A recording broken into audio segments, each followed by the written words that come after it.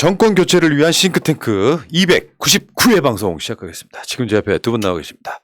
볼메 그린님. 안녕하세요. 볼메 그린입니다. 정책의 여신. 그러고 싶네요. 정책 방송에 나오는 유일한 앵커예요. 예. 멋있다 진짜. 자 그리고 옆에는 추석을 잘 보내고 돌아오신 이 복지의 신. 오늘 좀 표현이 너무 과하다. 예. 이상구 복지인권 소사이어티 운영위원장님 나와 계십니다. 예, 반갑습니다. 이상입니다. 예, 추석 잘 지내셨습니까? 예. 아. 이번에 성균관에서 그 제사상을 간소화하도록 발표해준 덕분에 저도 혜택을 많이 받았습니다. 그 핑계로. 예. 아니 사실은 그 핑계가 아니고 물가 때문인 것도 있잖아요. 맞습니다. 예전 같으면 좀 풍족하게 해 먹을 수 있는 거를 못 해 먹어서 예. 간소할 수밖에 없는. 그러니까 타이에 의한 그 간소화 이런 거 아닙니까? 예. 그리고 이 포항에서 물난리가 났는데 또 너무 뻑적지근하게 하는 것도 예의가 아닌 것 같기도 하고요. 참, 야 정말 이 공익을 위해 사시는 분이세요. 포항하고 무슨 관계가 있다고. 대통령도 신경을 안 쓰는데. 네. 자 여러분들 다음 주면요 300회가 됩니다. 예. 2부에서는요 새날 멤버십은 안 하셔도 되고요.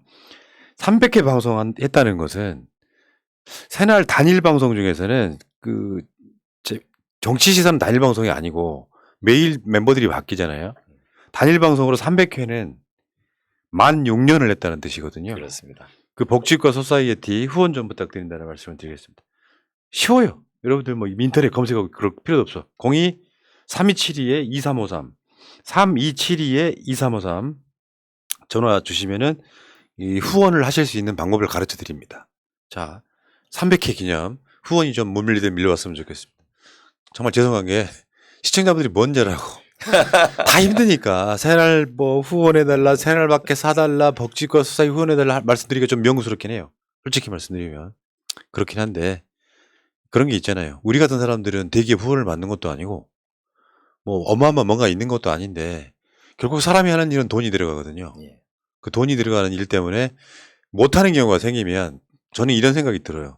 복지거 소사이어티가 예산이 없거나 새날이 예산이 없으면 그 예산을 줄이기 위해서 나 혼자 방송해야 돼요. 앞으로 볼메 그린님 얼굴을 못 볼 수도 있어요. 예산 절감해야 되니까. 복지과 소사이어티 마찬가지 아니에요? 예. 그런 구조가 되어 있기 때문에 여러분들이 정말 도와주셔서 감사하다는 말씀 드리겠습니다. 자, 본격적으로 출발합니다. 자, 이 주제는 새날 시사에서 살짝 좀 다루긴 했습니다. 맞습니다. 이제 그 심화편, 예. 심화편으로 우리 송 작가님이 계셨으면 좀 재미나게 이야기해 주실 수가 있었을 건데 뭐 송 작가님 안 계신 같이라도 좀 이야기를 해야 되겠다 싶어서 뭐 그 떠나신 분을 뭐 그렇게 다시 소환하실 필요가 뭐가 있어요? 하도 그분이 이런 이야기를 조금 부풀려 가지고 재미나게 하셔서 부풀려 가지고 참 어쨌건 그렇다 치고 이제 방산 소위 말하면 K방산 예. 수출이 계속해서 지금 전해 오고 있는데 결국 쉽게 표현하면 이건 그냥 이문덕이다. 그렇죠. 이게 문재인 덕이다. 뭐 이런 이야기 하고 싶어 하시는 거잖아요. 그렇습니다. 지금. 예. 근데 지금 어느 정도일까요? 이게 터지는 규모가 계약 규모가 일단 가장 최근에 그 폴란드에서 우리나라 K2 전차하고 K9 자주포 우리나라 방산 아이템 중에는 제일 많이 잘 나가는 아이템들인데요. 요거를 계약 액수로 57억 6천만 달러. 그때 당시 환율을 해보니까 한 7조 6천억 정도 되는데요. 요거를 계약을 했는데 이 규모가 그 1차분입니다. 그래서 전체 총 계약 규모는 148억 달러, 한 20조 가까이 됩니다. 그래서 그 K2 전차가 1000대 가까운 980대, K9 자주포는 650대, 뭐 거의 한 나라 전체를 무장시킬 수 있는 그런 정도의 규모를 지금 주문을 하고 있고, 그것이 이제 단계별로 계속 1차, 2차 이렇게 계약이 되어서 그 납품 일시하고 이런 또 이전 생산 이런 것들이 이제 구체화되고 있는데, 뭐 경공격기 편대도 3개 편대, 그래서 48대. 이 우리나라 옛날에 6.25 때 이 비행기가 없어가지고 그 미국에서 정찰기 몇 대 얻어고 하는 그런 데가 엊그제 같은데, 이런 뭐 경공격이긴 하지만은 비행기를 편대별로 수출하는 이런 나라가 됐다는 것 자체가 뭐 가슴 뿌듯한 일이기도 하고요.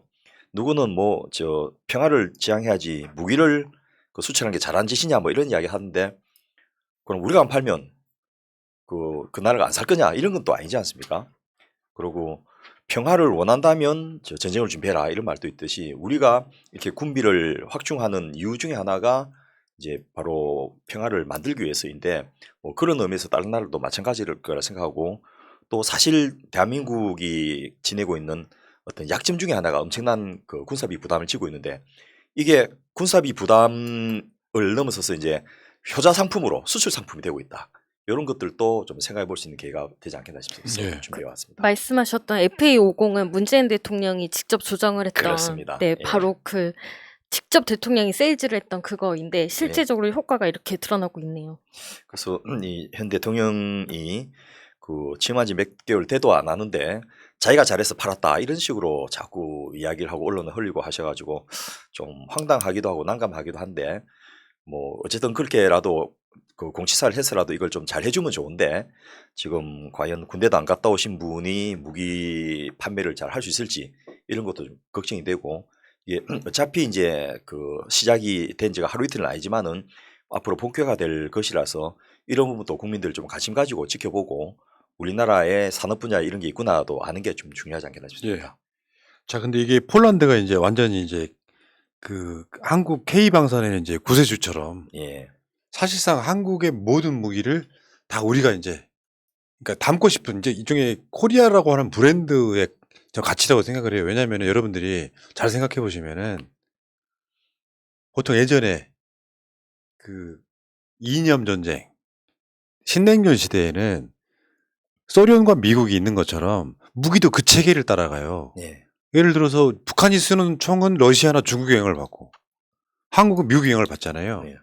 M16이 나중에 K1, K2 이렇게 바뀌는 거하고 똑같은 맥락인 거거든요. 근데 폴란드가 한국의 무기, 그것도 뭐 소총 이런 게 아니라 예. 자주포, 뭐 탱크, 비행기 이런 걸 갖다가 쓴다는 것 자체. 근데 이 폴란드가 지금 이렇게 무기를 수입하게 된 데는 예. 한국 무기를 사게 된 데에는 이 러시아 우크라이나 전쟁과 연관이 있는 거죠. 그렇습니다. 어. 기존에 그 우크라이나에 직접 지원을 못하니까 인접 국가들 그 가장 또 이 우크라이나에서 난민들이 많이 넘어간 나라가 폴란드인데 폴란드 입장에서는 저 우크라이나 무너지면 바로 자기가 러시아하고 국경을 대야 되니까 이 순망 치안이라고 하지 않습니까? 어쨌든 우크라이나가 있는 것이 굉장히 중요하고 유리하거든요. 그래서 기존 무기들을 대대적으로 공여를 해주니까 곳간이 다 비어버린 거예요. 그래서 자국을 방어할 그런 저 무기도 안 남아 있을 정도로 다 줘버리니까 이걸 메꾸기 위해서 무기를 새로 살 수밖에 없는데 지금 이 시점에서 가장 가성비 높고 또 성능 자체도 좋고 또 가장 그 빨리 줄 수 있는 그런 나라를 찾다 보니까 그 뭐 타 국가와 비교도 안 되게 한국이 우수했던 거죠. 그런데 사실 폴란드뿐만 아니고 그 일반 국민들은 잘 모르고 있었지만 최근에 이 문재인 정부 하에서 이 무기 수출이 방산 수출이 엄청나게 많이 이루어지고 있었습니다. 근데 이게 한번 계약이 되면 기본 조 단위가 넘어가거든요. 그래서 호주에 작년 12월에 K9 자주포 30문을 포함해서 한 1조 원 정도 수출 계약을 성사됐고요. 아랍에미레이트는 여러분 뭐 얼마 전에 들으신 분도 기억나신 분도 계시겠지만 천궁 2 방공미사일을 4조 원어치를 팔았습니다. 그리고 이집트가 또 우리나라 무기를 많이 사가는 나라인데요. K9 자주포 200문. 근데 이게 K9 자주포하고 패키지가 자주포 옆에 타작 운반 차량이 가거든요. 그 K10입니다. 예. 그리고 또 K11이 이런 저 포대들을 쥐 통제하는 그런 차량도 있는데 요걸 패키지를 묶어갖고 한 2조 원 정도 수출 계약을 하는 이런 그 중동의 여러 나라들이 지금 우리나라 장비들을 무기들을 굉장히 많이 사고 있는 상황이었다는 거죠. 한국 무기가 우수한 것도 있겠지만 가장 큰 장점은 우리가 배달의 민족이지 않습니까? 예. 그래서 신속하게 배달이 가능하다고 무기 공급이 가능하다고 해서 그래서 정말 그 인기도가 올라간다고 그래요. 하더라고요. 그러면 내가 이게 앱에다 전화해 갖고 이렇게 저기 누르면은 그러면 저희 그 우리 배달의 그 민족들이 달려와가지고 막 K9 자주포 막 바로 배송해 줍니까? 엄청 빠르다고 합니다. 다른 국가에 역시. 비해서. 예, 무기는 이제 배달이라는 의미가 이제 좀 다른데요. 보통 한 분 도입하면 이 계약이 되면 저 한 20년, 30년에 걸쳐서 단계별로 하거든요. 초기에 그 완성 제품을 1차분을 보내고 2차분으로는 부품을 수출해가지고 그걸 현지에서 조립하는 걸 하고 3차분은 기술 이전을 해서 자체 생산하더라고 이런 것들을 하는데 한국은 이제 아낌없이 주는 나라입니다. 기술 이전을 세계에서 가장 많이 해준 나라고요. 또 1차분으로 가장 많은 완제품을 생산해서 현지에 줄 수 있는 나라라는 거죠. 예를 들면 그 폴란드가 처음에는 그 미국의 그 M1A2 에브람 탱크라는 게 세계에서 그 가장 세고 강한 탱크인데 이거 250대를 사려고 했다가 같은 가격으로 한국 그 K2 전차는 1000대를 살 수 있었거든요. 그것도 좋지만은 미국 전체에서 에브람 탱크 연간 생산 가능 대수가 100대밖에 안 됩니다. 아, 생산력도 문제네. 예. 왜냐하면 그 우리나라 같이 휴전선에서 세계 최고의 군비 경쟁을 하고 있는 나라가 그 우리나라밖에 없지 않습니까? 그러니까 우리나라는 이런 거의 연간 1000대 정도 생산할 수 있는 이 커패시티가 되는데 미국도 100대밖에 생산 못 하니까 이걸 한국 걸 사야지 빨리 그 빈 무기고를 채울 수 있는 이런 장점이 있고 또 실제로 운송 능력 이런 것들도 그 굉장히 우수한 이런 장점이 있었던 거죠. 그러니까 이거는 두 가지 영역이 같이 겹쳐요. 경제 영역과 국방의 영역인데 네. 지금 우리 방송 보고 계시는 이 방송 뭔가 하고 들어오신 분 오늘 처음 들어오신 보수 어르신 1번 이분들은 잘 모르는 정보가 있어요. 진보 세력이 국방에 훨씬 강합니다. 그렇습니다. 여러분들 잘 모르시겠지만 북한과 교전에서 이긴 게 민주정부가 유일해요. 이명박 한번 보세요. 지들 주장대로라면. 잠수함 잡는 초계함이 잠수함한테 당해가지고 쪼개져가지고 바닷속에 가라앉지 않습니까? 이 어르신들이 모르는 게 하나 더 있어요. 문재인 정부 들어서 세계 국방력이 세계 6위가 됐어. 네. 근데 이 사람들 안 믿어. 세계 6위의 군사력을 가진 나라가 됐단 말이에요. 그 영역하고 방사는 경제 영역이에요. 우리 갖고 있는 기술이 뛰어나다 보니까 세계에 지금 뭐 이따가 그 얘기가 나오겠습니다만 이제 세계 4강을 노린다는 거 아니야. 예. 국방력으로만. 그 저기 방산 그 기능으로만. 그런 나라가 됐어요. 그리고 이런 방산 능력은 하루아침이 되는 것이 아니고 정말 수십 년을 지속적으로 투자를 해야만 되는데 다른 나라는 하고 싶어도 못하는 게 이렇게 변경에 국경선에 이렇게 거대한 재래식 무기를 배치하고 있는 나라가 세상에 거의 없거든요. 탱크의 세계 최고의 나라가 독일이었는데 독일이 그 패턴 전자군단 뭐 이런 거 할 때 1000대를 넘게 몇천 대를 운영했거든요. 지금 탱크에서 기동 가능한 탱크가 100대도 안 된다는 겁니다.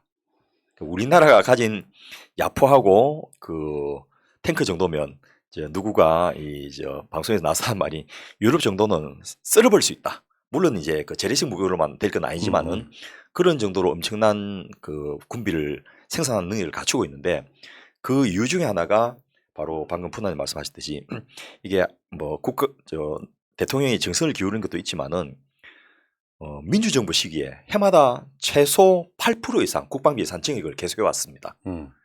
그런데 최근 뭐 윤석열 대통령이 그 군인들 밥 퍼주러 가면서 한편에서는 부식비 그 삭감하고 1조 5천원씩 그 대통령실 이전한다고 뺏어버리고 막 이렇게 하고 있는데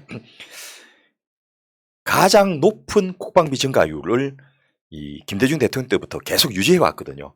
그리고 이명박 박근혜 때는 이게 뚝 떨어집니다. 그러다 문재인 때 다시 올라가고 이렇게 하면서 이 국방이 그 방산 능력이 강화되는 이런 발전들이 주로 민주정부 시기에 이루어진다는 겁니다. 맞습니다. 그러니까 아까 가성비 얘기했는데 예, 확실히 성능은 좋은데 가격이 싸다는 거. 예, 저는 이런 측면은 그 문재인 대통령의 어떤 철학과도 맞는 것 같아요. 그러니까 이제 세계 무기라는 것은요. 일단 두 가지는 배제를 해야 돼요. 핵무기하고 화학무기. 예, 이건 비인륜적인 무기잖아요. 예.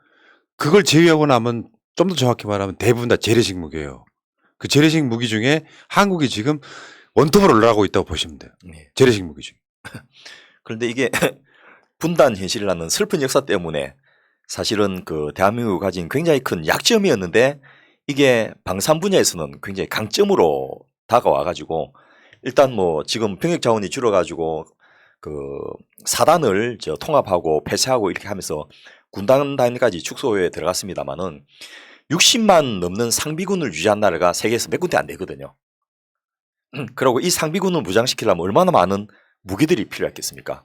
그걸 끊임없이 계속해서 생산해서 배치하고 또 낡은 무기는 폐기하고 또 새로 업그레이드하고 이런 작업들을 계속하면서 GDP의 상당한 규모를 군사비로 지출하고 군사비 중에서 병사들 먹는 거, 입는 거 빼고는 사실은 전부 화력 확충 거기에 투입되다 보니까 우리나라의 방산 기술과 방산 능력이 엄청나게 발전할 수 있었던 거죠. 그래서 슬픈 분단 현실을 거꾸로 장점으로 강점으로 활용했던 그런 어떤 사례로 또 우리가 좀 자랑스럽게 생각할 수 있지 않겠나 싶습니다. 하나만 더 짚고 넘어가면 보수 세력이라고 하는 그 무능한 것들이 자신들은 북한과 잘 싸운다는 이미지만 갖고 있지만 실제로 이명박 같은 보수 정권 때는 국방 비리, 방산 비리가 어마어마했습니다. 예. 그래가지고 포를 쐈는데 포신이 찢어져 버려. 그리고 잠수함 탐지기를 오군 탐지기 달아놓고 배를 운영하고 이랬던 세력인 거예요. 그런데 민주정권은 그런 것 같죠. 이 기술을 단순하게 우리나라를 지키는 데만 쓰지 말고 수출까지 하자라고 하는 경제적 마인드를 끄집어낸 거예요. 예. 이거 굉장히 높게 평가를 해야 되는 겁니다. 그게 노무현 정부 때 방위산업청을 따로 독립을 시켰습니다. 그래서 그 육해공 해병대까지 나눠져 있고 분산되어 있는 그리고 산업부에도 있고 무슨 교육부도 있고 여러 군데에 나눠져 있는 이런 방산 관련된 R&D 기능과 그 통합 관리 기능을 전부 방사청에서 이 통합 관리하면서 단일 기구로는 우리나라 그 정부 기관 중에 가장 큰 기구가 방사청인데요. 방위사업청. 그것도 지금 방위사업청 옮기고 난 그 부지를 지금 대통령실이 그 이전되면서 도민으로 이 뭐 국방부라든지 이런 게 밀려가지고 그것도 한 40년 50년 넘은 낡은 건물인데 다시 지금 이사도 못 가고 리모델링해서 쓴다고 해서 그분들이 좀 뭐랄까 차별을 당하고 있는데 그런 어려운 속에서도 그 연간 R&D 비용만 연구개발 비용만 2조 원 넘게 쓰면서 세계 최고의 기술력을 가진 방위산업 그 상품을 만들어내고 있는 그런 곳이 바로 방사청이었고 그게 노무현 정부 때 시작됐습니다. 그러니까 이게 뭐 한화네 뭐 카이네 이렇게 나오잖아요. 두산이네 이렇게 나오는데 그 회사들이 그 기술력을 갖는데 국민 예산이 쓰인 거예요. 그렇습니다. R&D 예산이 다 그런 거 아닙니까? 예. 그렇게 해가지고 민간인 돈 벌게 만들어주는 건데 그 마인드 민주정부가 했던 거다 이렇게 말씀드리고 예. 근데 지금 아까 폴란드 등의 유럽 예. 중동으로 한번 가보실까요? 예. 이 중동은 그 뭐 여러 가지 이유들이 많이 있습니다만은 가장 큰 이유는 미국의 세계 그 어떤 관리 체계 지배 구조가 바뀌고 있다는 겁니다. 최근 들어서 그 여러분 문재인 대통령이 사우디 방문했다가 갑자기 그 공항에서 그 드론 미사일이 터져가지고 그 일정이 취소되고 이런 일이 있었지 않습니까? 그런 일들이 이 사우디의 빈살만 왕세 제 입장에서도 그 국빈을 초대해 놓고 막 일정을 취소시키니까 그 소위 말해서 망신스러운 일이 생긴 거거든요. 근데 그 원인이 바이든 대통령 때문이다 생각하는 거예요. 가스커지를 그 자기 자국 대사관으로 불러갖고 암살을 했던 걸 가지고 바이든 대통령이 사우노온 시절에 이제 테러범이다 막 이렇게까지 하면서 이 사우디가 1,100억 달러의 무게 구매를 하기로 된 것을 취소시켜 버렸어요. 그러니까 이 사우디는 당장 그 공격을 받고 있는 이런 상황에서 이 대비를 안 할 수 없는데 미국에서 무기 안 팔겠다니까 급하게 한국 걸 살 수밖에 없는 이런 상황들이 만들어지고 두 번째로 이 사우디를 비롯해서 그 중동에 있는 친미 우방 국가들은 무기 체계가 전부 미국 겁니다. 그래서 뭐 중국 거나 러시아 거는 사다 써도 운영을 못 하는 거예요. 사우디는 중동의 대표적인 친미국가. 그렇습니다. 한국이랑 비슷해요. 예. 그 무기 수입에서는 그 세계에서 1등 수입국 중에 하나인데요. 엄청나게 많은 무기를 수입을 그 하고 있는 나라인데 이 사우디의 그 수입 규모에서는 세계 1등인데 이 군사비 규모가 미국과 중국 다음에 세계 3위입니다. 어마어마하네. 예. 그런데 문제는 사우디 인구가 얼마 안 되고 특히 고급 인력이 없어가지고 전투기 조종사를 외국에서 데리고 온다는 거예요. 그러네. 예. 그래서 그 여러분 기억하신 분 계시겠지만 이명박 정부 때 그 원전 수출을 어마어마하게 많이 했다고 막 그 언론에다가 대스특필 했지 않습니까? 이게 전부 덤핑 수출을 해가지고 그대로 하면 우리나라 기업들이 망하게 된 거예요. 덤핑 수출. 예. 그래서 이걸 못하겠다고 하니까 사우디에서 그 한국하고 관계 끊겠다 막 이렇게 협박하고 이렇게 난리가 나니까 문재인 대통령이 취임하자마자 임용석 비서실장을 사우디에 급파를 해서 대통령 특사로 보냈지 않습니까? 그래서 직접 빈 살만 왕세자를 만나서 설득을 한 거예요. 그래서 이 계약을 우리나라도 공급해서 손해가 안 날 수 있도록 다시 재계약을 하는 거 하면서 그때 반대급부로 군사고문단 보내줄게. 왜냐하면 사우디는 정말 그 우려스러운 게 국민들이 군대에 안 갈라 해요. 그리고 고급 인력들은 더더구나 안 가는 거죠. 그러니까 세계 최고의 최첨단 무기를 갖다 놨는데 이걸 전부 외국 용병을 모시다가 운영을 해야 되니까 황당하거든요. 그 전쟁 발발하면 이 외국 용병들이 전투에 임하겠습니까? 평상시에는 탱자생자 그 월급 많이 받아먹고 비행기 한 번씩 타고 그 엔조이 하면서 사는데 이 전쟁 나면 다 도망가 버릴 가능성이 굉장히 많은 거예요. 이래서 자국민을 어쨌든 저 필수적인 인력은 교육을 시켜야 되는데 그런 것을 한국이 도와주겠다. 이렇게 해서 그 설득시켜 놓고 관계를 만들어 놨으니까 그런 것들 때문에 이제 한국의 무기를 살 수 있는 어떤 신뢰와 그 연고들이 만들어진 거죠. 그래서 이 정규군 수준의 후티 반군이라고 하는 사우디도 이제 내전으로 반군이 있는데 이 사람들이 특히 이제 그 미사일 공격도 중요하지만 드론 공격 이게 그 적은 액수로 엄청나게 그 큰 살상 효과를 낼 수 있는 그런 부분인데 요것에 대해서도 우리나라가 세계 최고의 가성비를 가진 방어 능력을 갖춘 무기를 생산하고 있거든요. 그래서 이런 것들을 이제 우리가 그 수출할 수 있는 기회가 생기는 거죠. 그 뒤에 그 BO2에 지금 화면에 나오고 있는데요. 요게 그 대공포하고 단거리 지대공 미사일을 탑재한 저 8륜 그 차륜형 장갑차입니다. 바퀴 8개 있는 장갑차인데 저게 그 독일제 스카이마스터하고 같은 기능인데 가격이 40분의 1입니다. 이 드론 잡는 장갑차라는 거죠? 그렇습니다. 이게? 레이더를 뺑뺑뺑 돌리면서 대공포도 쏘고 미사일도 쏘고 이렇게 하고 조그만 드론들까지 다 잡을 수 있는 세계에서 가장 발전된 기술인데 이게 우리나라에서 생산하는 게 가장 그 성능도 뛰어나고 가성비 높은 거예요. 가격이 40분의 1. 예. 나도 하나 살래. 물론 이제 40분의 1이라고 해도 싸지는 않습니다만은 여러분 그 포르쉐 최고 비싼 기종 람보르기니 이런 거 해봤자 10억 20억 이 정도지 않습니까? 네, 그 전차는 최소 단위가 뭐 100억 이상이니까요. 에이 안 살래. 그게 싸다는 거예요. 다른 나라는 250억씩 줘야 되는데 우리나라는 한 100억이면 사니까 이런 식으로 그 뭐 사실 그 철판이 들어가봤자 얼마나 많이 들어가겠습니까? 결국 이거는 그 R&D 비용이고 이 노하우 비용인데 그 이런 것들을 우리나라가 그 축적하면서 그 뭐 포병이나 그 전차병으로 다녀오신 분들은 정말 지겹도록 닦고 조이고 기름치자 이런 거 막 그 세뇌가 되지 않습니까? 그래서 얼마 전에 팬턴기가 떨어졌는데 우리나라에서는 그게 저 비행기가 떨어졌다 하고 기사 나는데 외국에서는 한국이 아직도 팬턴기를 쓰고 있었다 이런 기사가 나는 거예요. 베트남 전쟁 때 쓰던 비행기를 얼마나 정비를 잘했으면 아직도 쓰느냐. 좋은 쪽이에요, 평가가. 좋은 쪽이죠. 이건 상상을 못할 정비 기술이 있다. 그래서 이런 기사도 우리나라 그 카이에서 나오는 비행기를 사는데 굉장히 큰 메리트가 되는 그런 기사로, 그러니까 우리하고는 해석하는 게 다르더라고요. 이런 것들을 보면서 정말 어렵게 군대 생활을 하셨던 분들이 그 힘들게 쌓아왔던 노하우들 또 어떤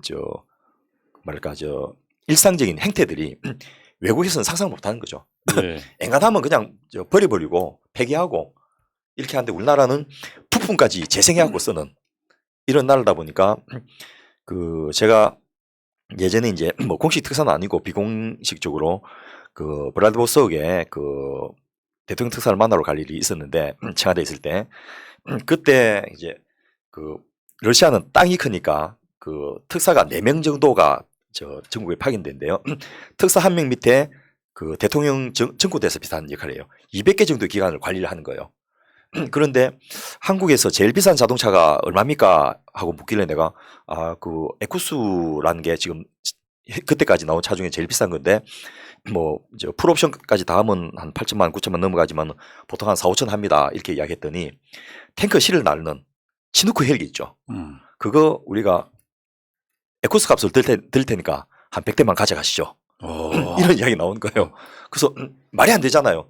저는 이제 보건복지부의 응급 헬기 이런 거 구매 사업을 기획하고 결제하고 이런 역할을 해봤기 때문에 미국에서 응급 헬기 하나 구입하려니까 한 대 90억 달래요. 그런데 한 4, 5천만 원에 이 지누크 헬기를 사라니까 어떻게 구입 가능하냐 했더니 나가서 한번 보자면서 보여준데 들판에 헬기가 쫙 널려 있는 거예요. 실제 원천 기술이 자기한테 있고, 그러고 철강스의 자치내에서 나고 강판 다 만들거든요. 그런데 이게 안 팔리면 그 공장 문 닫아야 되면 그 지역에 전부 실업자 된다는 거예요. 그래서 굉장히 좋은 기회다 싶어가지고 이걸 삽시다 하고 제안을 했는데 결국 이제 국방 분야에서는 거절당하고 그 무기 체계가 흐트러지면 안 됩니다 이렇게 해가지고 산림형 헬기로 우리가 좀 예를 들어 사와가지고 지금도 운영되고 있습니다. 야, 그 시누크 헬기는요. 예. 제가 타본 기종이잖아요. 그렇죠. 시누크 헬기는 있잖아요. 어마어마하게 시끄럽죠. 예. 비행기랑 비슷해요. 예. 그 양쪽에 사이드에 앉는 자리가 있어요. 자, 낙하산 뛰어내릴 때 비행기는 옆으로 뛰어내리고 시누크 헬기는 뒤로 뛰어내리는데 예. 촥 걸어가지고 자문에 섰! 딱! 그래가지고 자, 뛰어! 뭐 이렇게 하면 이제 떨어지는 건데 아우 요거를 지금 4천만 원에 살 수 있다고? 예. 저도 안 돼. 그러고 심지어는 그 전차를 고철값으로 가져가래요. 그래서 이제 우리가 무기 수입도 미국의 허락을 받아야 되는 그런 상황이기 때문에 그 저희가 전차 수입은 상당히 좀 어려움이 있습니다. 그래서 이제 앞서 말씀드렸던 대로 헬기도 민수용으로 응급의료 헬기, 산림청 그 소방 헬기로 가져가라 이렇게 했던 거고 그 전차는 고철값으로 가져가라는 거예요. 예. 무게로만 달아서. 왜 그러냐 했더니 무게라는 게 한번 팔리면 계속해서 부품이 들어가니까 초기 구매 비용보다 유지 관리 운영 비용이 그보다 더 많이 들어가는 거예요. 그래서 러시아 입장에서는 한국에 전차를 팔면 그보다 더 많은 금액으로 한국에 이제 방산 수출이 가능하기 때문에 그렇게 이야기했는데 결국 이것도 거절당했습니다. 불공 사업을 하면서 우리가 러시아제 무기를 꽤 많이 가져왔고 그때 러시아 기술도 많이 가져왔는데 뭐 공식 명분은 피하 식별이 안 됩니다. 또 유사시에 우리 통제하에서 운영이 쉽지 않습니다. 뭐 이런 여러 가지 명분인데 결국 이제 군 고위장성들이 미국 무기 아닌 다른 걸 사는 걸 싫어했기 때문이 결정적인 이유였는데요. 탱크를 포탑하고 차량을 분리해가지고 싣고 가서 조립은 너가 알아서 해라 한 거예요. 갖다 얹어버리면 그냥 탱크 되거든요. 그런데 결국 그것도 이제 무산되어 버렸습니다. 예, 그런 아쉬움이 있었는데 하여튼 이 노무현 정부 때 별별 그 노력을 다 하고 그 안에서 치열하게 친미 중심의 그 군부 세력과 자주파 중심의 이 국방 독립을 해야 된다는 세력하고 이렇게 치열하게 하고 김정대 전 의원님 같은 분이 그 때문에 치여 나오고 막 이런 여러 가지 일들이 있었는데 어쨌든 그렇게 싸우는 와중에 우리나라는 이 공격 비행기 처음에는 이제 훈련기부터 시작했지 않습니까? 이제는 경공격기까지 만들 수 있는 기술을 갖게 되었고 수리온이라는 헬리콥터도 그러네. 기술이 굉장히 어렵거든요. 이것도 이제 우리가 생산하지 않습니까? 물론 아직도 여러 가지 한계가 있습니다만은 그런 방산 인프라를 갖추게 됐던 거죠. 네. 자, 어쨌든 결국에는 어떤 분단 상황, 그 분단 상황과 이런 것들이 우리 방산업의 전화위복의 기회가 됐다. 그러니까 결국에는 그런 거네요. 한국인의 창의성도 분명히 있는 거예요. 예. 그러니까 미국이 주면 주는 대로 그냥 비싼 돈 주고 사다가 썼던 게 사우디예요. 예. 돈 갖다가. 그런 나라, 그러니까 아마 세계 무기 수출국 1위가 사우디 굉장히 오랜 시간 동안 했을 거예요. 예. 한국은 그거를 점점 발전시켜서 이제 수출하는 나라가 됐는데 지금 세계 한 8위쯤 된다 그러더라고요. 예. 근데 지금 좀만 있으면 세계 그러니까 4강 간다. 예. 뭐 그런 얘기가 하고 있는 거고. 가장 결정적인 우리나라가 창의적으로 했던 사례가 바로 미국의 제블린하고 이 우리나라의 현궁의 그 사례인데요. 이번에 우크라이나 전쟁 때 러시아 탱크가 한 580대가 박살났거든요.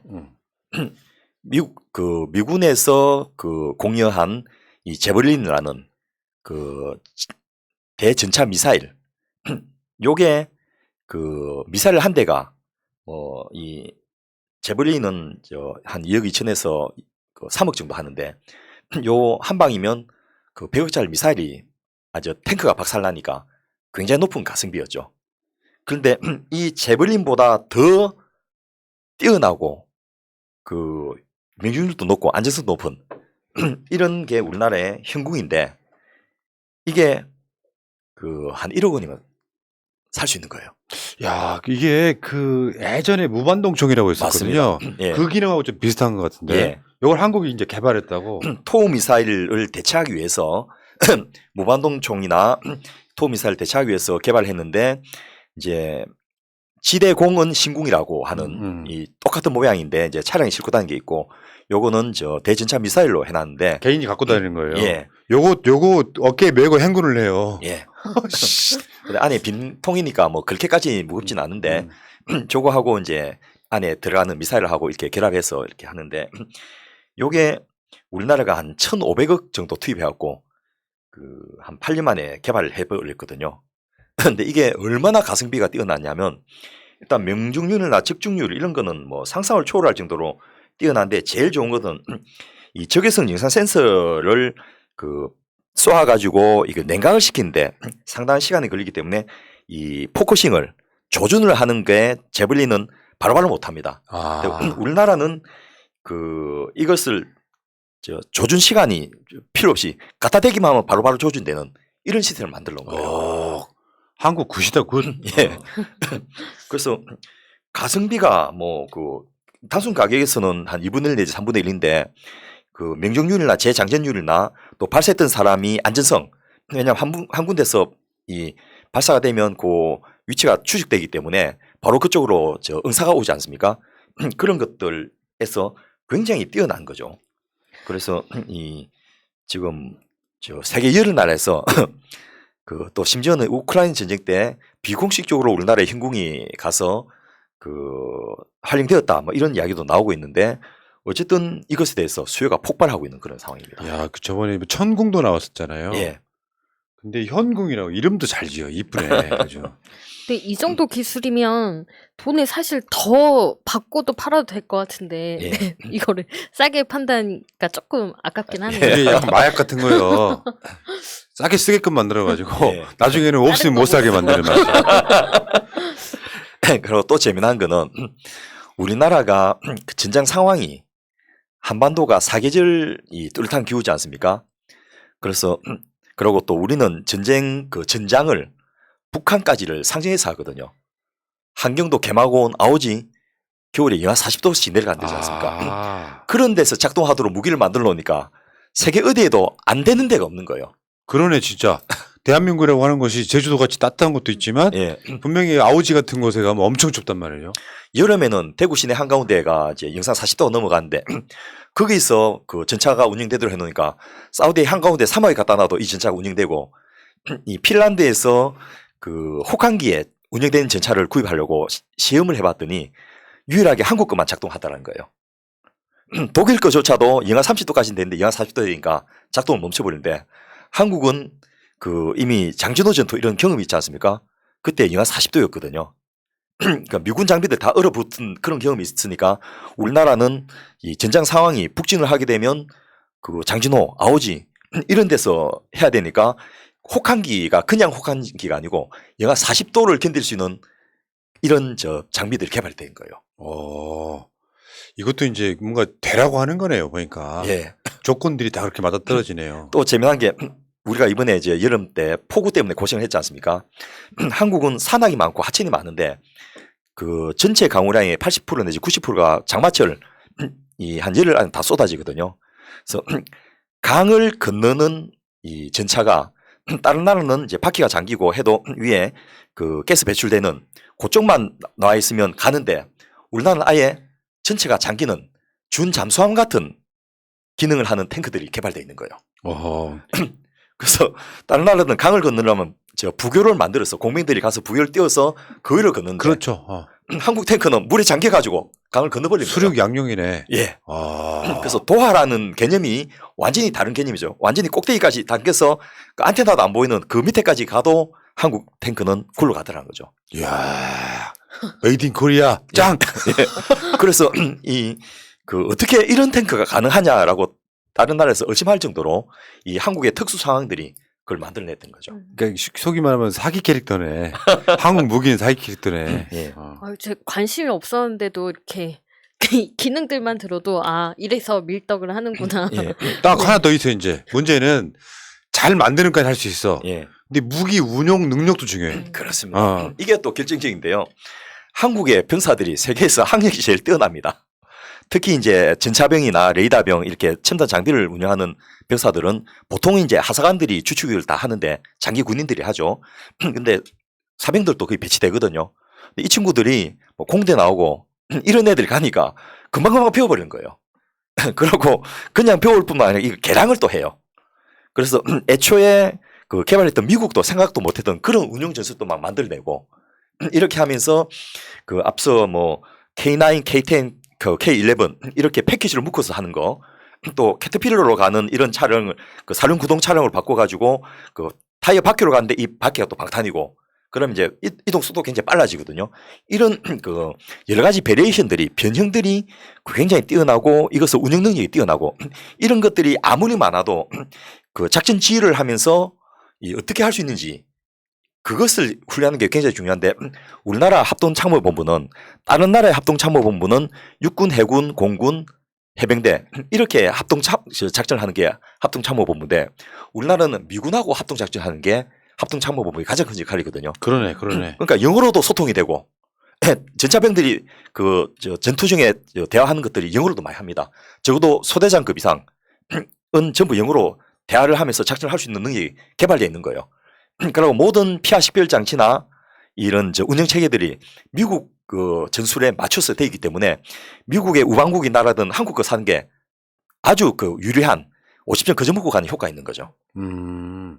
야, 진짜 한국이라는 나라가 무기를 잘 만들 수밖에 없는 모든 조건을 다 갖고 있네. 예. 자, 근데 문제는 진행시켜 보면 지금 그 방산업체들 주가도 오를 거 아니에요, 그러면은. 예. 이 앞서 푸나님 말씀하신 대로 이 방산업체들이 기술을 갖게 된 가장 큰 이유가 국가 R&D로 이 기술이 개발되어 있거든요. 근데 그 국가가 이걸 모든 공장을 다 운영할 수 없으니까 대기업들한테 이 기술을 이전해주고 생산을 위탁했는데, 물론 이제 이 대기업들이 전부 재벌 기업들입니다. 왜냐하면 시간이 오래 걸리고 안정적인 생산 기반을 갖추고 이렇게 해야 되는데, 최근에 이제 방산 수출이 터지기 시작하니까 주가가 엄청나게 올라버린 거예요. 그래서 그 뭐 애널리스트들 중에는 지금 와서 그 이야기를 왜 하느냐 하면서 그 첫째 기관 투자가들, 그리고 외국인 투자가들이 이쪽 업체들의 그 주식을 사고 엄청나게 돈을 많이 벌었어요 이미. 그래서 뭐 한국우주항공 카이 같은 경우에는 지금 주가가 뭐 최근 한 달만 해도 엄청나게 뛰고 있는데요. 하나 그 예를 들면 지난 7월 20일부터 8월 19일 한 달 동안에 그 하나 에어로스페이스, 여기는 이제 항공기 엔진 만드는 곳입니다. 여기가 54%가 주가가 뛰었고요. 또 K2 전차 생산한 한국로템 창원에 있는 거죠. 여기 30%가 뛰었고요. 미사일 유도 무기하고 지통신 체계를 수출하는 LIG 넥스원, LIG 보험이 아닙니다. 여기도 22%가 올라가고 카이 그 사천에 있는 그 한국 항공우주, 여기는 FA-50 경 전투기 생산되지 않습니까? 여기도 15% 올라갔는데, 문제는 이것이 이번에 올라가는 걸로 끝난 게 아니라는 거예요. 계속 오르겠네요, 보니까. 예. 그러니까 지금 여기 그래프 보시는 분들이 참고하셔야 될 게 비교가 아니고요. 빨간 것은 1개월 상승률이고 회색. 예. 그건 2002년 상승률이에요. 둘 다 오른 거예요. 예. 비교가 아니고. 그러니까 1년 동안 계속해서 오르고 있고 또 이렇게 수출 계약이 승사되면 이 기업들이 짧게는 10년, 길게는 30년까지 계속 이게 팔린다는 겁니다. 그래서 한 번 계약이 되면 그 수출하는 나라도 중요한 게 저 나라가 정권이 막 왔다 갔다 하면서 정쟁이 불안하면 무기 수출 계약 자체가 승사가 안 되거든요. 그런데 우리나라는 이제 굉장히 뭐 윤석열 대통령 같은 사람 취임해도 이 방산 물자는 끊임없이 공급해 줄 것이라는 신뢰가 있으니까 이 계약이 승사된다는 거죠. 근데 최근에 그거를 냄새를 맡았는지 윤석열이 카이의 경영진들을 대폭 교체했다면서요. 예.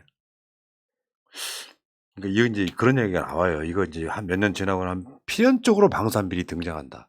어떤 정권이 잡느냐가 굉장히 중요하다. 예. 앞서 언급하신 그 우리나라 해군에서 그 어선이 쓰는 소나를 단 거예요. 그래서 그 해군사관학교 수석 졸업하고 그 해마다 수석 졸업생 한 명은 해외 유학을 시켜주는데 한 해는 미국에 이 해군사관학교에 유학시키고 또 한 해는 일본의 그 방위대학이라고 있습니다. 일본은 육군, 해군, 공군 사관학교 따로 있는 게 아니고 방위대학이 상군 통합 그 군사대학이 있죠. 그쪽에 보내준데 거기를 갔다 온 아주 뛰어난 재원이 그 9년 동안 의무복무를 해야 되는데 의무복무 마치자마자 옷을 다 벗었어요. 우리 복지국가 소사이티를 찾아와가지고 제 국회 보장 좀 시켜주십시오. 이렇게 하는 거예요. 왜 그러냐 했더니 그 해군 사관학교 나온 대위 중에서 제일 똑똑한 사람이 잠수함을 타거든요. 잠수함 승조원 되면 인성도 좋고 그 능력도 뛰어나고 유사시 판단도 잘하고 이런 사람들을 탑 클래스 엘리트를 잠수함을 태우는데 자기가 타는 잠수함에 어군 소나를 어선에서 쓰는 소나를 장착한 거예요. 자기는 그 물론 이제 함장은 아니지만은 자기 부하들한테 그 어군 소나를 장착한 잠수함에 타라고 명령할 자신이 없더라. 그래서 친구들 모아가지고 국방개혁은 군 내부에서 해야 되는데 군 내부에서만은 안 된다. 그 당신들은 군에 남아서 그 내부에서 국방개혁을 해달라. 나는 국회에 가서 그 외부에서 국방개혁을 하겠다. 이렇게 해서 들어와서 지금 또 국회 보좌관 생활 잘 하고 있습니다. 국방위 요원실만 계속해서 돌아다니면서 계속해서 이 보좌관을 하고 있는데요. 지금 이제 영역을 넓히고 또 이제 일본 방위대학 유학을 갔다 오니까 일본도 잘하죠. 이렇게 해서 굉장히 이제 그 정치인으로서의 경력을 갖춰가고 있는데 이 방산 비리했던 당사자는 그냥 싼 어군 쏘나 가지고 어선에 쓰는 쏘나 가지고 돈 좀 벌어붙기지 생각하지만은 그 군대에서 직접 이걸 운영해야 될 당사자들은 이게 자기 목숨이거든요. 그러네요. 이 방탄 자켓에 그 총알이 뻥뻥 뚫리는 이걸 팔아먹는 그런 정부 하에서 어떻게 우리 공수부대 사람들이 안심하고 그 방탄복을 입고서 직진에 침투하겠습니까? 그거 막 생각만 하면 총구를 돌리고 싶은 생각이 나는데 아직까지도 우리나라는 다행히 그런 건 없어요. 예. 그런데 정말 한 젊은이 인생을 바꿔놨던 게 이명박 정부 시절의 방산 비리였다는 거죠. 맞습니다. 예. 자, 용산 대통령실이 우리 집 옥상에서 보면 보입니다. 예. 말은 하지 않는 게 좋겠습니다. 예. 아니 이렇게 사랑한다고요. 예. 아, 내가 한장하겠네. 예. 자, 예. 근데 지금 어쨌든 그 방산 업체들이 주가가 막 뛰었다. 당연한 거 올 것 같고. 예. 다음에 이제 결국에는 우크라이나 전쟁의 특수를 또 누리고 있는 거네요. 예. 그런데 전쟁 끝나면 이 방산 수출도 중지될 거 아니냐 이런 걱정을 하는데 사실은 이제 이 우크라이나 전쟁을 계기로 유럽의 분위기가 달라진 거죠. 이전에 평화 체계가 오랫동안 그 2차 대전 이후로 유지되면서 전부 그 감군을 하고 감축을 해왔지 않습니까? 그래서 앞서 말씀드렸던 대로 전차 대국인 독일이 평야지대로 이룰진 독일이 실제 운영 가능한 탱크가 그 100대밖에 없는 이런 나라인데 향후 20년 30년 동안에 계속 그 전차하고 장갑차 소유가 1000대 내지 1500대가 있을 거라는 거죠.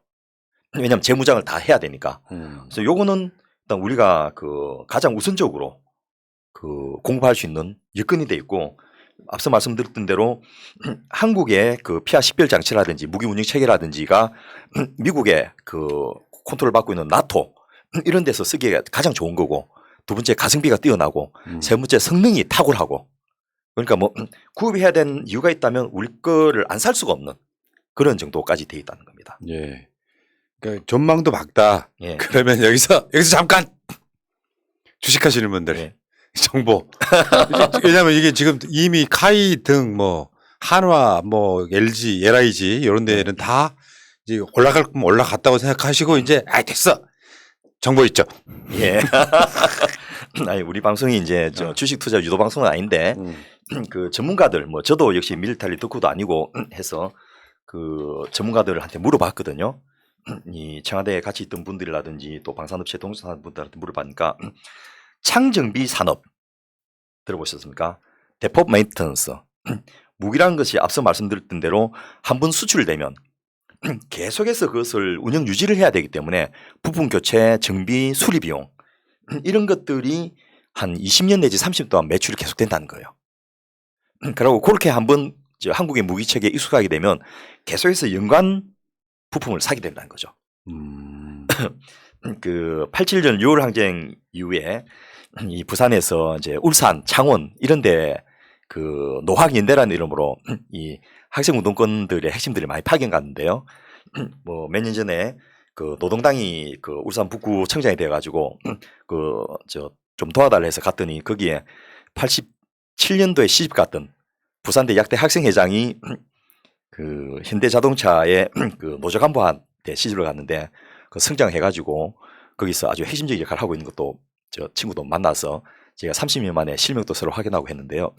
그때 저희가 기억하기로 풍산금속 여기가 이제 탄약 만들지 않습니까? 그리고 그때는 한국중공업 지금은 현대로템인데 여기가 탱크 만들거든요. 거기다가 이제 시집을 많이 보내고 장가를 많이 보냈어요. 유사시에 그 탱크 끌고 나오고 또 그 무기도 확보해야 된다. 그런데 뭐 그런 일은 벌어지지 않았지만은 어쨌든 그렇게 해갖고 그야말로 이제 노학연대가 그 이루어지는 것들을 했는데 그 기업들이 지금 또 계속해서 회사 이름 바꾸고 뭐 매각도 하고 이렇게 하지만은 계속해서 방산 분야에서는 엄청난 그 재력 있는 기업으로 지금 커가고 있더라는 겁니다. 오늘 방송이 늘어질 것 같은 예감이 비하인드가 너무 많아 지금. 위원장님. 예. 그러니까 창정비라고 하는 게 쉽게 표현하면 현대차를 파는 회사가 따로 있고 예. 현대차를 서비스하는 회사가 따로 있잖아요. 현대 예. 서비스라는 회사가 따로 있어. 그렇습니다. 그거랑 약간 비슷한 개념이라고 생각하면 돼요. 이 유지 보수 개량 작업이 계속해서 무기는 일어날 수밖에 없고요. 그 다음에 이게 또 일정 기간 쓰면 해체해갖고 수리하고 재조립해야 됩니다. 이것도 굉장한 노하우인데 여기 부품 인력 다 들어가거든요. 그래서 저희는 이 창정비 사업 자체를 좀 더 키워가지고 전문가들 양성하고 특히 여기에 이제 하사관들을 주로 근무하지 않습니까? 장기 하사관들이 일정 정도 기술을 습득할 수 있도록 교육해주고 지원해준 다음에 이런데 해외 그 우리나라 무기 수출된 곳에 파견해주면 그야말로 그 월급도 많지만 체재비, 체류비 이런 거 해가지고 그 저희 창원이나 이런데 외국 기업 기술자들 와 있는데 한 달에 뭐 1,000만 원 기본이고요. 특급 호텔에 그 숙식을 제공하면서 엄청나게 화롭게 살거든요. 우리도 그렇게 할 수 있다는 거죠. 우리나라에 이 탱크 관리하는 기술자 또 자주포 그 운영하는 기술자 이런 사람들 가가지고 기본 월급 1,000만 원에 체집이 1,000만 원 하고 한 달 2천만 원씩 받아올 수 있는 거예요. 그래도 남는 장사가 되거든요. 그래서 이런 부분은 그 여러 가지 분야에서 그 많은 수익을 창출할 수 있는 그런 여지들을 갖고 있다. 말씀드릴 수 있겠습니다. 그리고 지금 우리나라 무기 수출이 미국의 무기 체계 속에 있었던 것이 가장 결정적인 이유다. 뭐 이런 이야기도 있죠. 사실 우리나라가 이렇게 무기를 팔 수 있는 것도 미국의 암묵적인 승인과 도움이 있었기 때문이거든요. 결국 외교력도 중요하다는 이야기예요. 예. 그 문재인 정부 때 여러분 기억하시는지 모르겠지만은 미사일 사거리 연장하는 거, 따낸 거 이런 게 엄청나게 큰 그 의미를 가지는데요. 우리나라가 지금 뭐 이 고흥에서 그 인공위성을 발사를 직접 하지 않습니까? 그게 가능했던 것도 그 문재인 정부 때 미사일 사거리를 연장하는 승인을 미국으로부터 받았기 때문인데요. 지금 우리가 라이센스 없이 팔 수 있는 거는 이 칼빈 M16 개량종인 K2 소총밖에 없어요. 나머지는 전부 다 미국의 기술, 로얄티, 라이센스 다 연계되어 있거든요. 근데 미국은 앞서 말씀드렸던 대로 그 M1A1 탱크 이런 거 한 대 100대도 못 만들어요. 근데 전날에 무기는 줘야 되겠고 한국이 가서 팔아달라 요구를 하는 거예요. 그리고 그에 따르는 승인을 해주고 또 기술 이전하는 것에도 동의를 해주고 이렇게 해서 그 가능했는데 이게 바로 문재인 대통령의 그 등거리 외교. 중국하고도 척지지 않으면서 미국하고도 가장 좋은 그 관계를 만들었기 때문에 이게 가능해지는 거였거든요. 윤석열이 취임하자마자 망가뜨려 버렸죠. 예. 그래서 뭐 무조건 고개 숙이고 잘하는 게 저 말 시다발리 듣는 게 잘하는 게 아닌데 시다발이. 예. 그 이상 좋은 표현이 없다고 생각드는 게 그러니까요. 말 듣는 종 같은 존재를 미국이 원하지 않거든요. 그럼 다른 말도 있습니다. 꼬붕. 예. 그래서 저 외교하고 국방하고 또 산업하고 이런 것들이 긴밀하게 다 연관되어 있습니다. 그리고 적어도 청와대라면 이런 것들을 꿰뚫을 수 있는 그런 사람들이 좀 들어가 있어야지 조율이 가능하거든요. 지금 용화됩니다. 예. 자, 에이, 예. 답답해서 그래 진짜. 맞습니다. 외교라는 걸 이딴 식으로 하면은 이재명 대표도 얘기했잖아요. 실사굿이라고. 네. 실제로 국민들한테 이익이 되냐 안 되냐.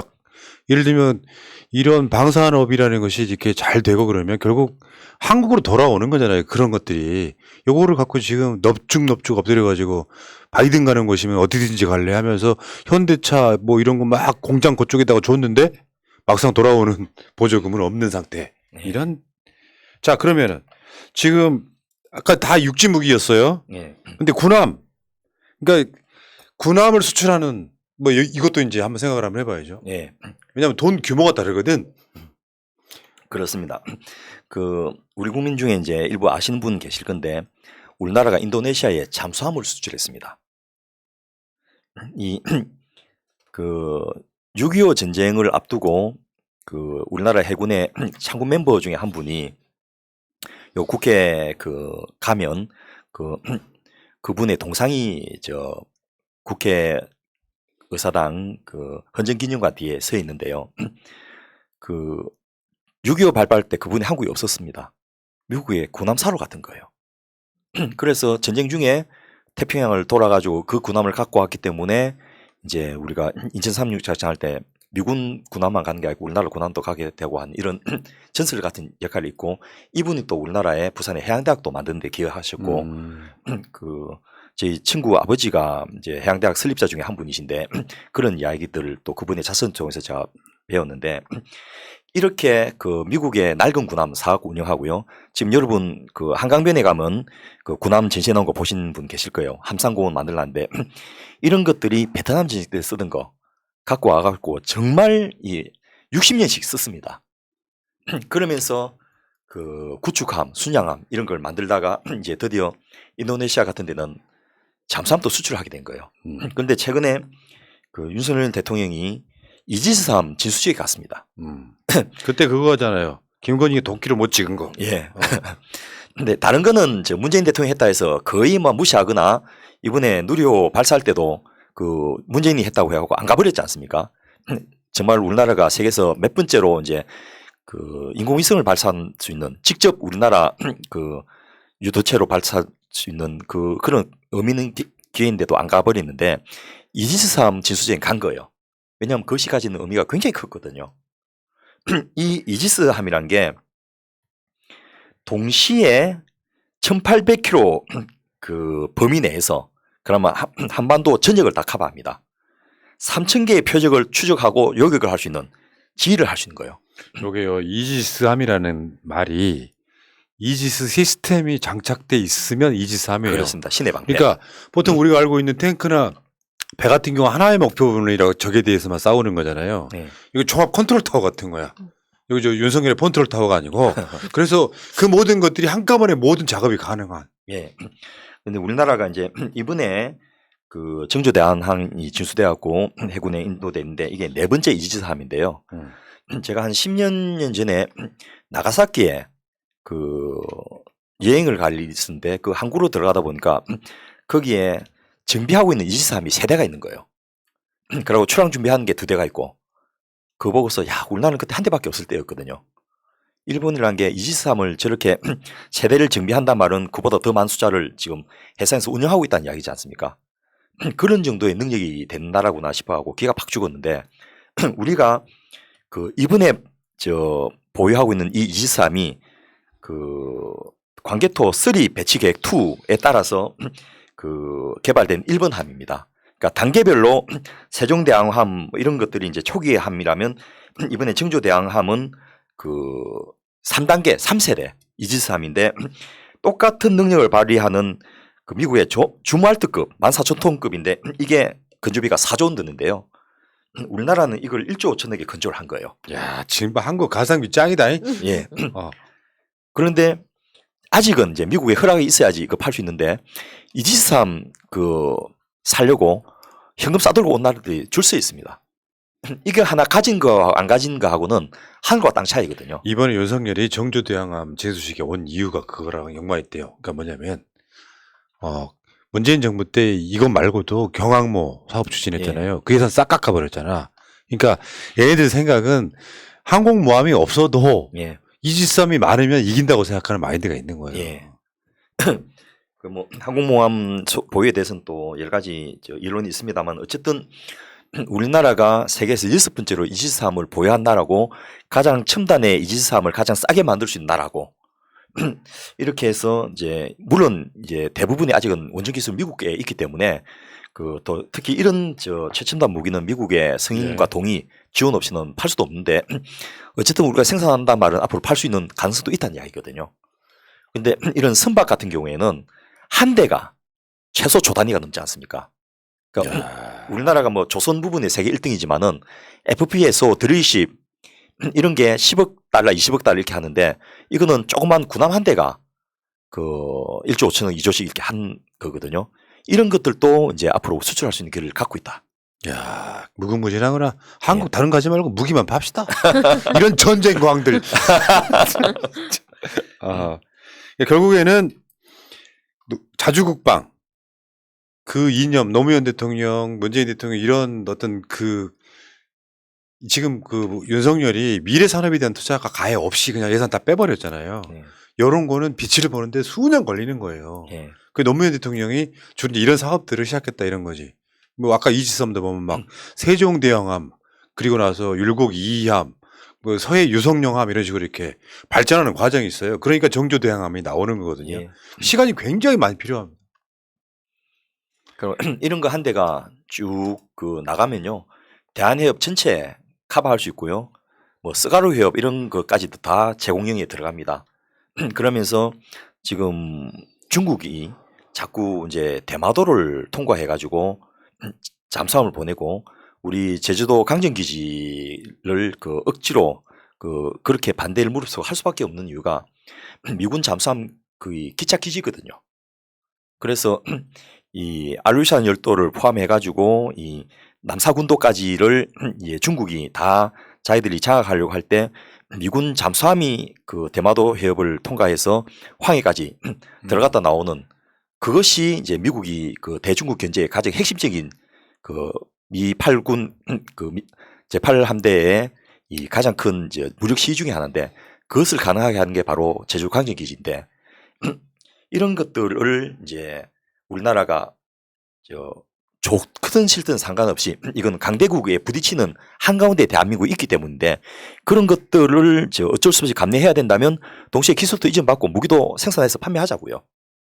그리고 그런 것을 역대 그 김대중 대통령부터 노무현 대통령 또 문재인 대통령이 굉장히 잘해왔고 특히나 이 노무현 대통령과 문재인 대통령은 본인이 현역 근무를 다 했던 분이지 않습니까? 물론 사병으로 근무한 거하고 또 장교로 근무한 거는 차이가 많지만은 어쨌든 군대 내에 시스템을 아는 거예요. 그런 분하고 양안부동시로 군대도 안 갔다 오고 그 뭐 총을 들으니까 개몰판을 응도하게 되고 막 이런 분들하고는 급에서 일단 차이가 나겠죠.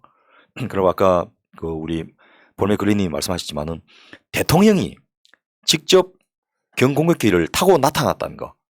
이 말은 그걸 보는 다른 사람들 입장에서는 한국의 전투기는 대통령이 타도 될 정도로 안전하구나 이런 느낌을 주거든요. 자발적 모델, 세일즈맨은 있는 거지. 거기다 또 이제 선글라스 끼면 딱 폼이 나지 않습니까? 그림이 되거든요. 근데 사실 군대도 안 갔다 와서 부동신 사람은 여기 타도 뻔히 안 나요. 그러니까 간격이 좁아갖고 아마 배가 안 들어갈 가능성이 있어서. 자, 예. 예. 그러니까 결국에는 저는 이렇게 생각해요. 아까 말씀하신 거는 좀 맥락을 좀 맞춰보면 예. 무기를 파는 건 어떻게 보면 윤리적이지 않을 수 있는데 예. 현실은 그렇지 않다는 거예요. 왜냐하면 이게 아까 말씀드렸잖아요. 핵무기나 화학무기 같은 것들이 아닌 이상 결국에 그 나라가 자기 방위력을 위해서라도 무기는 만들어내야 됩니다. 전쟁이 아니라는 게 최선이겠지만 평화를 유지하는 방법은 강한 국방력이다 저는 생각을 하고요. 이 관련해서 국방을 국방으로 끝내는 게 아니라 경제 영역까지 확장시킨 정권 문재인 정부였다 이렇게 말씀을 드려보겠습니다. 그리고 지금 이 윤석열 대통령이 그 바이든한테 그렇게 퍼주는데도 이번에 전기자동차에서 뒤통수를 맞았는데 미국 현지 공장에서 생산하는 게 빨라도 2025년이지 않습니까? 그러면 23, 24, 25년 3년 동안에 한국의 전기자동차는 미국에 그 발을 붙이지 못하거든요. 그 기간을 커버할 수 있는 게 바로 이 방산 수출이 예, 그 전기자동차가 못하는 부분을 채워줄 수 있다는 거죠. 그러네요. 예, 그래서 저는 그 정권의 여부에 상관없이 일단 그 이전 정부에서 무기 수출을 위해서 해왔던 이런 노하우들, 노력들을 좀 인정을 하고 그걸 연속적으로 가져가야 된다. 그래서 첫째는 국방력 유지 강화와 그 방산산업 육성은 동시에 한 축의 양면이다. 이렇게 생각해서 같이 가야 되겠다 싶고요. 그리고 무기는 그 정권 안보적 측면이 아니고 국가 안보의 차원에서도 검토해야 되는 게 우리나라가 많이 생산하고 많이 수출하고 많이 판매할수록 우리나라 무기 수준은 더 높아지고 더 우수해집니다. 그래서 수출로 끝난 것이 아니고 수출을 통해서 대량 생산을 하게 되면 그만큼 연구개발하고 개량할 수 있는 여력이 생기기 때문에 예. 이건 역으로 또 한국의 군사력 강화에 도움이 되고요. 마지막으로 우리나라가 남북 대치 상황에서 어쩔 수 없이 해야 된다면 피할 수 없으면 즐겨라 이런 말이 있지 않습니까? 이 무기도 어쩔 수 없이 생산해갖고 그 엄청난 국방비를 넣어야 된다면 이걸 갖고 수출까지 하면서 일거양득을 취하자. 그런 의미에서도 이 방산산업도 이제 다시 한번 살펴보는 네. 그런 계기가 됐으면 좋겠습니다. 제가 군대 가기 전에는요 모든 무기가 앞이 시작이 M이었어요. M. 이게 미국이에요, 미국. 음. 근데 내가 군대를 90년대 초반에 갔는데 그 당시에 새로 만든 거의 최초의 무기가 K자가 붙은 K1 소총이었어요. 예. 그러니까 지금은 무기들이 M자가 안 붙고 그러니까 그 유명한 M자, M16, 예. M16이 미국 총이라는 거거든요. 예. 이런 것들은 이제 그대로 개량해가지고 새로 만들고 하는 과정들을 거쳐요. 지금은 웬만한 무기들은 다 K자 붙어요. 뭐 K1 전차 뭐 이런 식으로 그만큼 많이 발전했다는 거고 이거는 어떤 특정 정권의 문제라고 생각하긴 어려울 수 있겠지만 반대로 말하면 어떤 시기에 이게 흥했느냐로 보면 민주정부가 굉장히 관심을 갖고 있는 단순히 전쟁이 아니라 이 무기를 경제로 발전시킨 굉장히 훌륭한 정권이었다. 이렇게 결론을 내려보겠습니다. 예, 그리고 뭐 이 방산 수출이 니공이냐 내공이냐 이런 거 따지는 게 중요한 게 아니고 역대 정권에서 이거를 위해서 무슨 노력을 어떻게 해왔는지를 좀 알고서 적어도 뭐 이어나가는 것을 못하더라도 훼손시키지는 말아야 되겠다. 네. 그런 것을 마무리 좀 하고 싶습니다. 알겠습니다. 자, 두 분과 함께한 뭐 군대 이야기하니까 뭐 볼메 그리님 뭐 미안해요.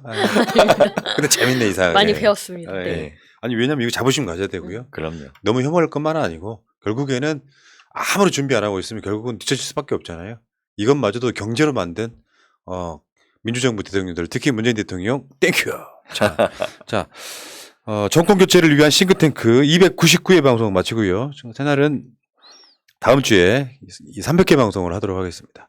자, 오늘 방송은 이따가 바로 1시간 후에 다시 오겠습니다. 자, 두 분 고생하셨고요. 다음 주에 뵙겠습니다. 고맙습니다. 예, 감사합니다. 감사합니다.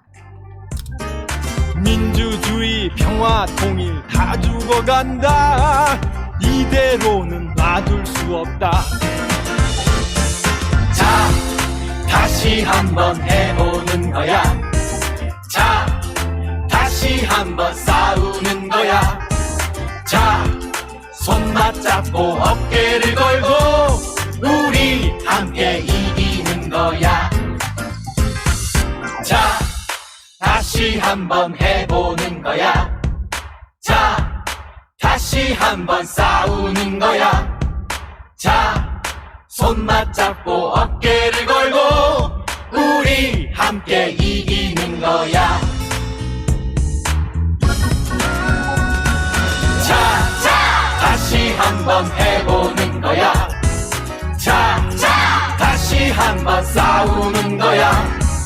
자, 손 맞잡고 어깨를 걸고 우리 함께 이기는 거야. 자, 다시 한번 해보는 거야. 자, 다시 한번 싸우는 거야. 자, 손 맞잡고 어깨를 걸고